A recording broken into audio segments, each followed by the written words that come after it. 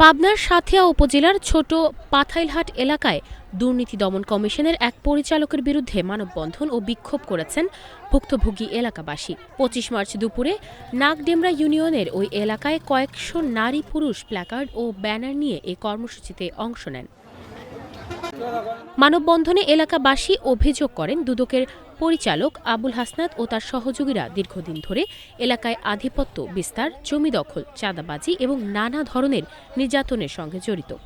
তারা জানান বাড়ির পাশের মাঠ দখল করে মাছ চাষ করা হচ্ছে এবং কেউ সেখানে যেতে চাইলে ভয়ভীতি দেখানো হয়। অনেকেই জমি হারিয়ে অসহায় হয়ে পড়েছেন বলেও অভিযোগ করেন ভুক্তভোগীরা।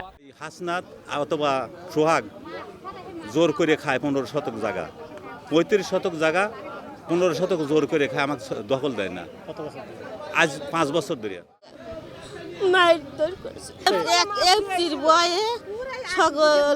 অত্যাচার করে। এলাকাবাসী আরও দাবি করেন দীর্ঘদিন ধরে এসব ঘটনায় তারা চরম আতঙ্কে জীবনযাপন করছেন। তাই দ্রুত তদন্ত করে অভিযুক্তদের বিরুদ্ধে ব্যবস্থা নেওয়া এবং এলাকায় শান্তি প্রতিষ্ঠার দাবি জানান তারা।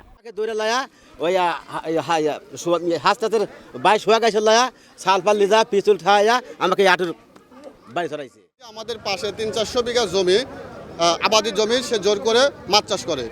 এই যাদের জমি ছিল, বর্ষার প্লাবনের যখন পানি আসতো, কেউ যদি একটা বড়শি ফেলতো, যেমন আমার ভাগ্নে ছিল, তাকে সে যখন একটা বড়শি ফেলছিল তাকে অস্ত্রের মুখে বন্দুকের মাধ্যমে তুলে নিয়ে তাকে নির্মম নির্যাতন করে। তবে এসব অভিযোগ অস্বীকার করেছেন অভিযুক্ত আবুল হাসনাত। তিনি বলেন, জমি সংক্রান্ত বিরোধের জেরে এসব অভিযোগ উঠেছে এবং বিষয়টি আদালতে বিচারাধীন রয়েছে।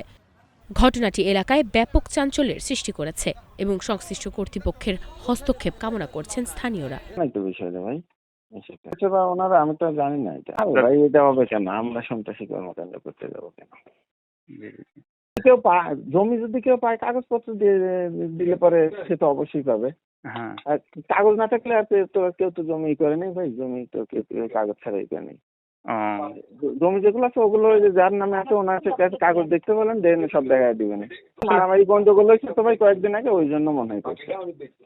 এখানে কি আপনি সম্পৃক্ত ছিলেন যে আপনার বিরুদ্ধে নাম আনা? না ভাই, ওনারা এখন ওই যারা চাকরি করে তাদেরকেই খালি ধরে, আর কাউরে পারে না।